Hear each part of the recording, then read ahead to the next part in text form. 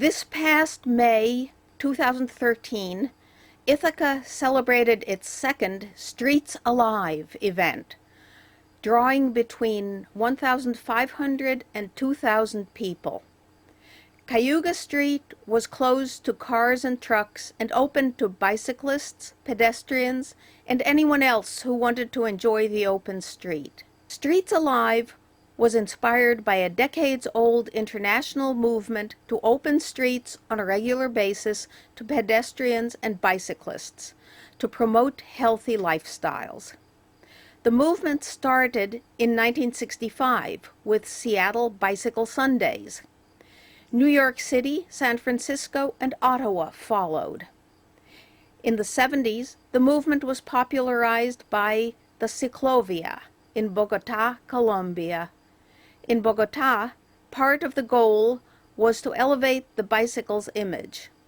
Gonzalo Medina, a transit official credited with reviving the Ciclovia in the 80s, said cyclists were seen as, quote-unquote, people who couldn't afford a Renault.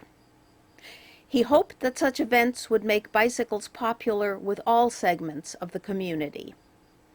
Now, cities across North America are closing their streets annually, monthly, or even weekly, like in Bogotá.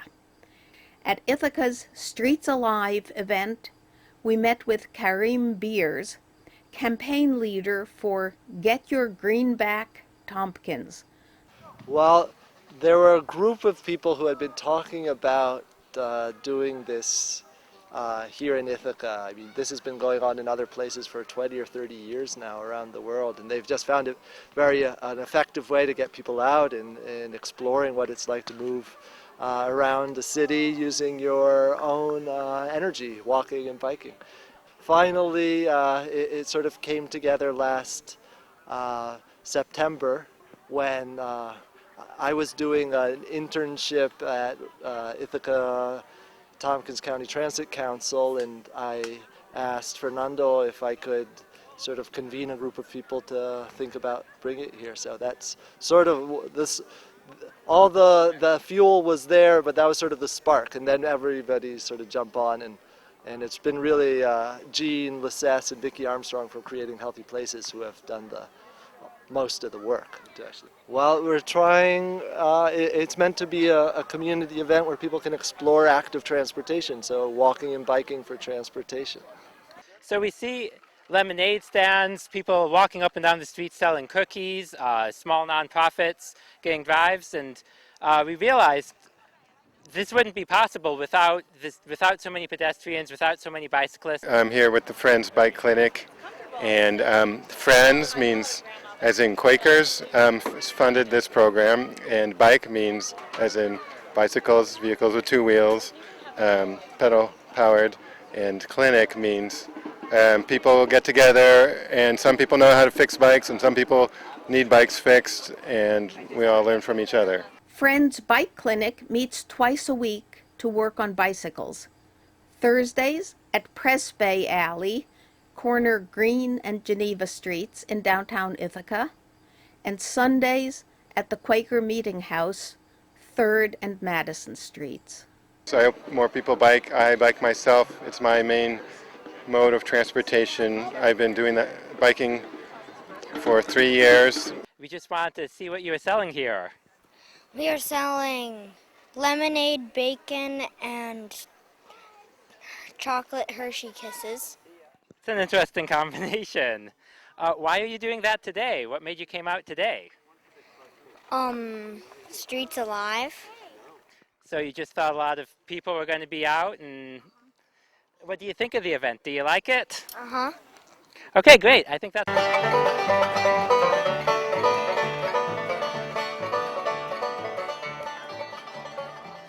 Get Your GreenBack Tompkins campaign is a community-based campaign about saving energy and money.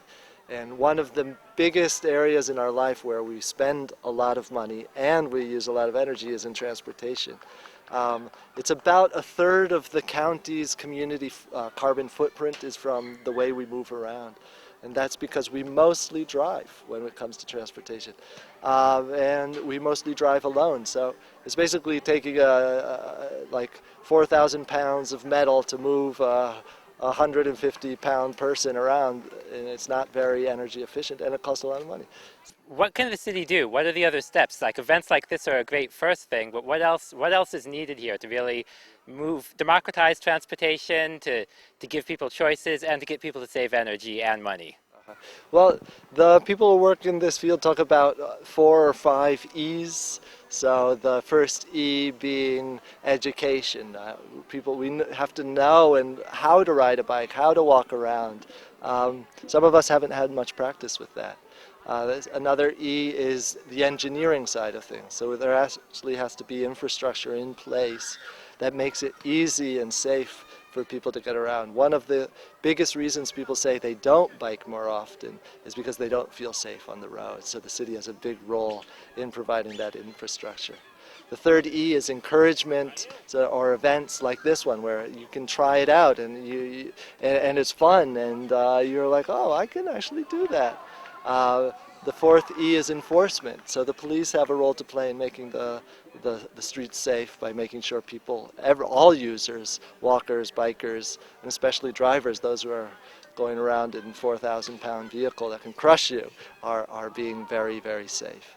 One thing that's important to realize is how positive for the community walking and biking can be. And there are so many reasons. One is the money reasons, which I touched on before. But AAA estimates that it costs about 60 cents a mile to drive an average car. A lot of that is just the cost of purchasing a car, but a lot of that is from the fuel costs, which, as we know, are going north. So it's about, on average, the census figures say it's about $10,000 for the average family of 4 that's spent on transportation. We checked the census figures for the city of Ithaca and found 36% of families in 2011 made below $50,000. For a significant portion of the population, a vehicle could consume a fifth or more of annual income. The energy component is interesting because most of the oil we use in this country, not all the fossil fuels, but most of the oil, about 2/3 of the oil we use in this country goes to transportation. And that's not big trucks or diesel trains, that goes to our daily travel. And all of that oil is more than all the oil we import. So if we want to address oil dependency and all the problems our addiction to oil is causing, we have to tackle the transportation problem. With these issues in mind, we decided to talk to Tim Logue, a transportation engineer at the city of Ithaca. We began by asking him if he could describe what the distribution breakdown is to different forms of transportation in the city. It's a little bit of a tricky question to get at because the city both has an operating budget for what we do on an annual basis, and there's also a capital budget, which is larger capital projects that are financed over time.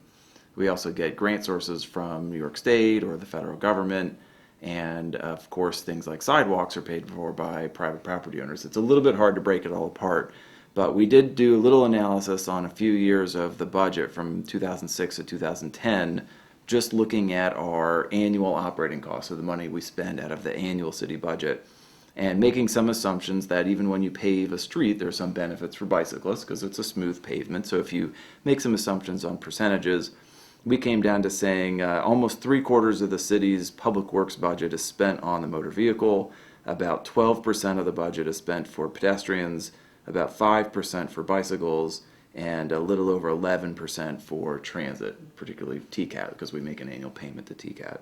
Of those percentages, that's all city-funded operating costs. So those are what the city taxes go in, sales taxes all go into the general fund, and then we put together a Department of Public Works budget for traffic signals and maintenance of road and the garages and plowing snow and street lighting and all that kind of stuff, the commons, all those things are folded in there. If we were to look at larger capital projects like building the waterfront trail or replacing a traffic signal, it would probably change the dynamics a little bit. What are the city's responsibilities? What are their goals, and what do they have to do for the citizens? I guess in the transportation arena, the city's number one goal right now is probably maintain what we own. That the simple piece of it is we already own bridges, streets, sidewalks, curbing, drainage systems, traffic signals, signs, pavement markings, etc. And the bulk of our annual budget goes into just maintaining what we have. And I think most of us in Public Works, if not all of us, are pretty clear that the budget that we have is not adequate to maintain what we own. I don't know that there's a clear goal, to be perfectly honest. You know, the city's last comprehensive plan is 40 years old. We're working on right now an update to that. But in the absence of that, the direction, the goals of what Public Works does is in large part dependent upon our annual budgets and where Common Council sets its priorities through the budgeting process, and either direction from Common Council or from our Board of Public Works, or in large part, to be perfectly honest, from staff initiative. Do you feel that the city has any obligation or an extra obligation to help those that have difficulty with access, such as those with disabilities, the very young, the old, those with low incomes who can't afford to drive, that type of thing? And if so, I mean, what do you do to achieve that goal? Mm-hmm. I think the city does, but since the city doesn't directly provide transportation services to other people. We don't operate the transit system. We don't operate taxis. We don't provide bicycles to people. We don't provide walking shoes to people. We do maintain an infrastructure that those different modes of transportation operate upon. So mostly the city's direct responsibility is to do its best with its resources to try to make sure that the infrastructure supports people with special needs. We then asked whether the city felt a responsibility to reduce transportation energy use and related emissions. I think the city does have a strong interest in trying to provide transportation alternatives, making it better and easier, more convenient for people to walk and bike and take the bus. But the city doesn't have a clear and direct program to do that. So, for example, I work in the engineering office, which is part of Public Works, and our job is to build and maintain the infrastructure. There are certain pieces of the infrastructure that may help encourage people to ride a bike, for example, a bike lane or a trail. But there are a lot of other things that the community, Ithaca, can be doing, like Streets Alive is a great example of, here's an event where we'll close the street to cars and make it very comfortable and convenient for people to come out and walk and bike in the street. And we met lots of people during Streets Alive who said, I haven't been on a bike in decades. So it's fantastic. And that's a large part of why the city helped partner for that, but the city is not a direct sponsor of many of those programs. So the city has a partner with CarShare in a way. I'm on the board of directors for CarShare. We help provide parking on street for CarShare. That helps support CarShare, which then helps other people live car-free or car-light, and they can then presumably walk and bike and take transit more. But the city doesn't have a direct program to encourage people to walk and bike through like events or education or media or marketing, things that are a little bit outside of the realm of what Public Works kind of traditionally does. We could have a bike coordinator, we could have something else. We otherwise then look to other agencies like Way to Go or the Creating Healthy Places project. I am very interested, and I think there's a real need in the community to do more on those fronts. I don't know that it necessarily makes sense to be a city program per se, but I think there's a real need in the community to work more on the encouragement piece and the education piece. So we're having those conversations with some of those organizations actually this month, these days. Oh, yeah. okay. Mm-hmm. We asked if the goals conflict for money or city staff time, and how that conflict is resolved. Yeah, there's definitely a conflict there, and actually a lot of it does have to do with money, because whether money pays for asphalt that gets placed on a street or concrete for a sidewalk, money also provides for staff time. And when you only have two people kind of working on the kind of bulk of the city's transportation program, so to speak, like policy level, big picture planning type stuff, you get spread pretty thin, because then you also are in charge of capital projects, and we also have to deal with citizen concerns or complaints. I'm worried about the safety of this crosswalk, or the sidewalks at a level, or this traffic signal's broken, or whatever it is.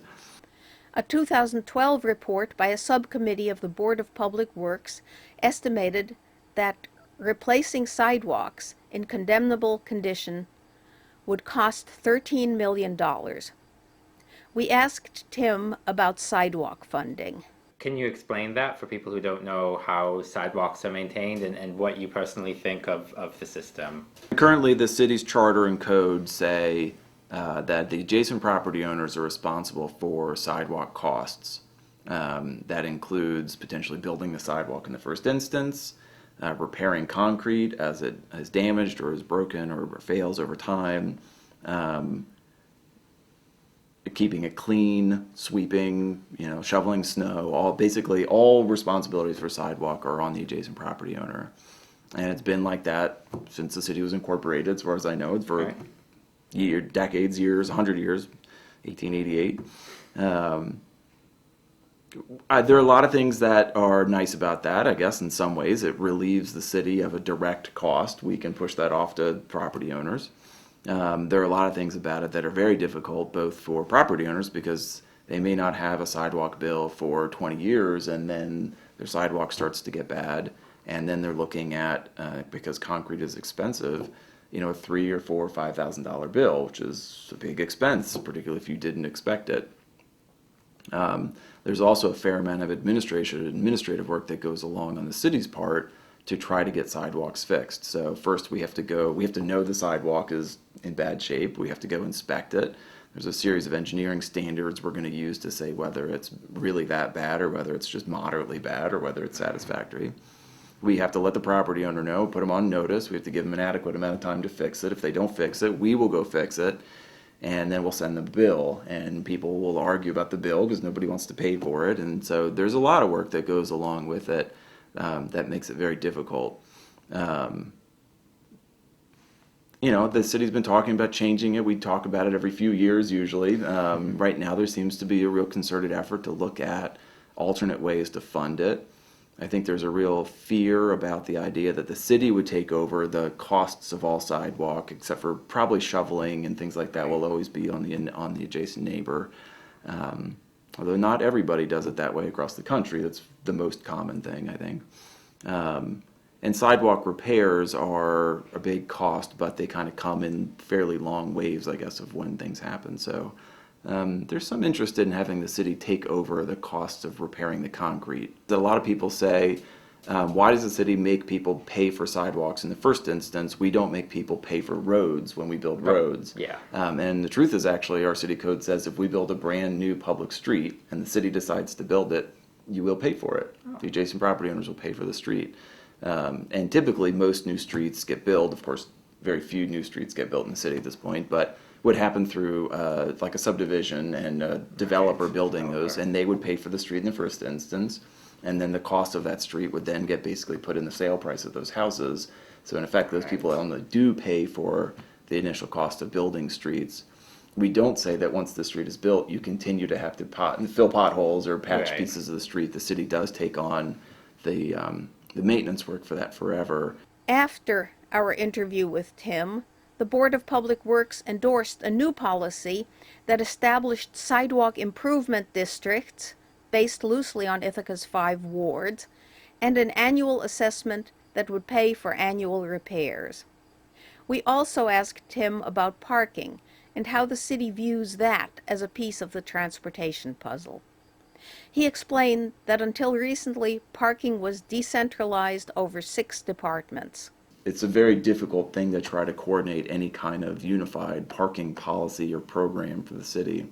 So at long last, we have finally gotten to the point of hiring a director of parking, and we are going to consolidate the enforcement and the operations into one division of public works. Yes, I think parking is a huge piece of transportation policy, because all car trips, which still make up a very large portion of all the trips of people in Ithaca and around our urban area and our county and our state and our country and many parts of the world all begin and end with a parking space. So parking policy's got to be part of our transportation policy. I think the city does understand the relationship between transportation and land use to a fair extent. There are a number of zoning districts that don't require parking in the city already, around the Commons, for example, on the West End, places where the city wants good urban development to happen and doesn't want parking to get in the way, which it usually does. In places like the Commons, the city has said we'd much rather make a public commitment to provide centralized parking, a couple garages and on street, than have each property provide its own parking. And so we will make the investment in garages and run the garages so that each store doesn't have to have its own parking lot. And we've struggled with that in other places, and I think parking is often used as a way to control development, essentially, so that it's not necessarily about transportation choices. It's not necessarily about parking lots influencing people's transportation behaviors, although that's a piece of it. I think most people would be happy if there were fewer cars in the city. That would be okay. Although they still want to be able to drive around, certainly. But they know that parking requirements basically are a throttle for development. And so if you want more development, you reduce your parking requirements. And if you don't want more development, or you want to slow it down or stop it, you increase your parking requirements. And maybe that's a little too easy of an explanation, but that is in large part a big piece of it. I certainly think so. So, I think the city more and more is trying to make parking pay for itself. That we've said we don't have the budget to subsidize public parking anymore. Our garages, operations for our garages cost us some $3 million a year, and we bring in like $1 million of revenue. And the city, even though we want to provide the parking to help, provide that service and benefit for the downtown, for around the Commons, for example, that the city just can't afford to keep paying in the $2,000, difference, and that there is a certain piece of equity that goes along with that, that if you're not a motorist and you don't drive very much, that if you still live in the city and pay taxes, you're still paying for parking services, even if you never use them. So that's a component of it as well. So I think the funding of parking is a huge piece. I think the city also wants to just try to make more people aware what the true costs of driving and parking are, and the vast majority of the public has no idea. Like, it's like $1 an hour, right? That's all it costs to provide a parking garage, right? That's what I pay, so that must be what it costs to provide that. And even a surface parking lot, if it's paved and has a minimum amount of landscaping, could easily cost you a few $1,000s per parking space. It's a lot of money just to provide a parking space, over and over, year after year after year. Would you say that's true not only of if you're doing a city lot, but Wegmans or whatever, Sure, maintaining their lot as well? Absolutely. Yeah, they've got to pave it every so often, or the pavement will fall apart. They've got to maintain it, clean it. They got to go pick up garbage. They have to stripe it with new stripes so often, replace the signs when they get knocked down, plow it when it snows. There's all these responsibilities that go along with parking. And I think more and more the city politicians and staff are willing to see, particularly in certain locations, there's a little nervousness about going citywide, the idea that the city doesn't necessarily know what the right number of parking spaces are. We don't do a lot of research and studies for different parts of the city or for different land uses, so that we with confidence could say, okay, you're building an apartment building that has 30 units in it, you're going to have to provide X number of parking spaces. So I think there is a lot more willingness to say, the people who are going to spend the money, the private sector, for building parking when it comes time for redevelopment of buildings or land, we're much more willing to let them tell us what they think they need.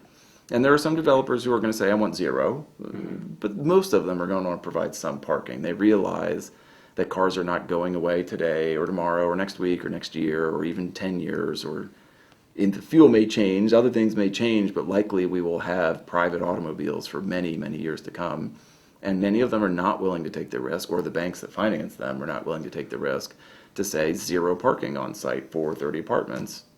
And if a problem was to develop, we may be able to change the zoning later on, or we may be able to manage the publicly provided parking in a better way so that it turns over, provides more opportunity for people to park. So I think there are other ways to look at what do you do if you don't require parking and zoning and people don't build it and then a lot of cars show up. I think it's not much fun to walk along a parking lot.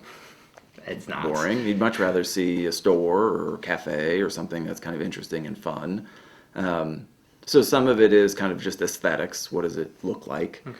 Some of it's just the dynamics of having real activity at the street level versus just a kind of a static parking garage. And so when you start getting different land uses nearby, cafes and a library and another shop and a store and that you start to have those things playing off of each other and creating more of commercial activity than if you have to have each one being interspersed or spread out from each other because you had to provide parking. I saw a funny thing the other day that I guess there's a new SimCity game out. I don't really pay too much attention to SimCity, but the designers of the game said, we can't provide what real life parking ratios would be in our game because our game would be boring because there'd be so much parking compared to the buildings that we want to provide that we've reduced that so that the game is still interesting because nobody wants to build a little city and then it's half full of parking. You know, and there are other ramifications towards what the cost of things are. If you require a lot of parking and then the store has to provide it but they don't necessarily need it,